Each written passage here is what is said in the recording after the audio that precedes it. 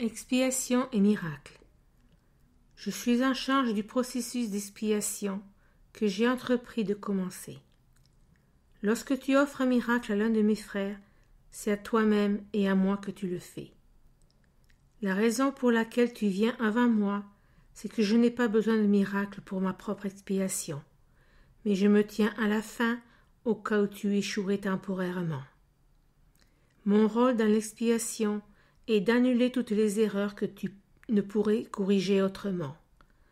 Quand tu auras été ramené à la reconnaissance de ton état originel, tu feras toi-même naturellement partie de l'expiation.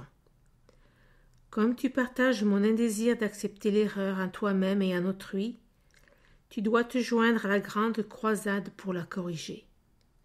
Écoute ma voix, apprends à défaire l'erreur et agis de manière à la corriger. Le pouvoir de faire des miracles t'appartient.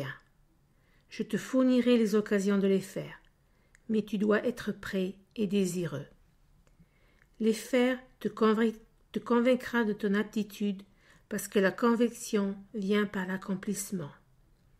L'aptitude est le potentiel, l'accomplissement est son expression, et l'expiation, qui est la profession naturelle des enfants de Dieu, est le but. Le ciel et la terre passeront, signifie qu'ils ne continueront pas d'exister comme états séparés. Ma parole, qui est la résurrection et la vie, ne passera point parce que la vie est éternelle. Tu es l'œuvre de Dieu, et son œuvre est entièrement digne d'amour et entièrement aimante. C'est ce qu'un homme doit penser de lui-même en son cœur, parce que c'est ce qu'il est. Les pardonnés sont l'instrument de l'expiation. Étant remplis du pur esprit, ils pardonnent en retour. Ceux qui sont délivrés doivent se joindre pour délivrer leurs frères, car tel est le plan de l'expiation. Les miracles sont la manière dont les esprits qui servent le Saint-Esprit s'unissent à moi pour le salut ou la délivrance de toutes les créations de Dieu. Je suis le seul qui peut faire des miracles sans discrimination, parce que je suis l'expiation. Tu as un rôle dans l'expiation que je te dicterai. Demande-moi quel miracle tu devrais accomplir. Cela t'épargne un effort inutile parce que tu agiras sous communication directe. La nature impersonnelle du miracle est un ingrédient essentiel parce qu'elle me permet d'en diriger l'application. Et les miracles, guidés par moi, conduisent à l'expérience hautement personnelle de la révélation. Un guide ne contrôle pas, il dirige, te laissant libre de le suivre. Ne nous soumets pas à la tentation signifie reconnais tes erreurs et choisis de les abandonner en te laissant guider par moi.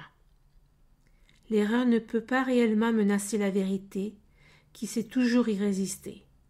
De fait, seule l'erreur est vulnérable. Tu es libre d'établir ton royaume où bon te semble.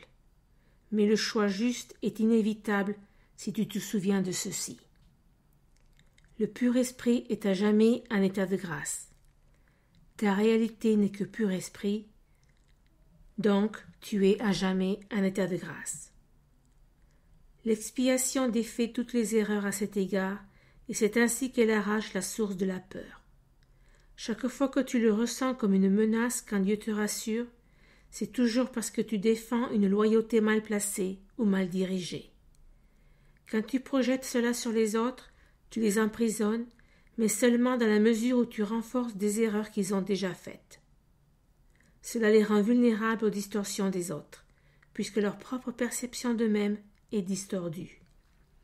Le faiseur de miracles ne peut que les bénir, ce qui défait leur distorsion et les libère de prison.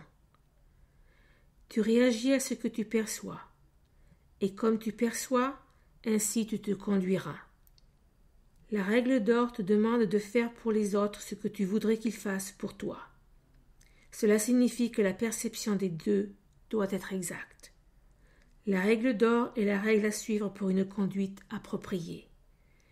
Tu ne peux pas te conduire de manière appropriée si tu ne perçois pas correctement. Puisque toi et ton prochain êtes membres égaux d'une même famille, comme tu perçois les deux, ainsi tu feras pour les deux. c'est à partir de la perception que ta propre sainteté que tu devrais regarder la sainteté des autres. Les miracles émanent d'un esprit qui est pris pour eux. Étant unis, cet esprit va vers tous et chacun sait même que le faiseur de miracles en est lui-même conscience. La nature impersonnelle des miracles est due au fait que l'expiation elle-même est une, unissant toutes les créations à leur créateur. Étant l'expression de ce que tu es véritablement, le miracle place l'esprit en état de grâce. Alors l'esprit accueille naturellement l'hôte du dedans et l'étranger du dehors. Quand tu fais entrer l'étranger, il devient ton frère. Que le miracle puisse avoir sur tes frères des effets que tu ne reconnais peut-être pas, ne te concerne pas. Le miracle te bénira toujours, toi. Les miracles qu'on ne te demande pas d'accomplir n'ont pas perdu de leur valeur. Ce sont toujours des expressions de ton propre état de grâce. Mais c'est moi qui devrais contrôler l'aspect actif du miracle parce que j'ai pleine conscience du plan entier. La nature impersonnelle de l'esprit de miracle assure ta grâce, mais je suis seul en position de connaître où ils peuvent être offerts. Les miracles sont sélectifs seulement en ce sens qu'ils sont dirigés vers ceux qui peuvent les utiliser pour eux-mêmes. Puisque cela rend inévitable qu'ils les étendent à autrui, une solide chaîne d'expiation est soudée. Toutefois, ce caractère sélectif ne tient pas compte de l'immensité du miracle lui-même, parce que le concept de taille n'existe sur un plan qui est lui-même irréel. Puisque le miracle vise à rétablir la conscience de la réalité, il ne serait pas utile s'il était soumis aux mêmes lois qui gouvernent l'erreur qu'il vise à corriger.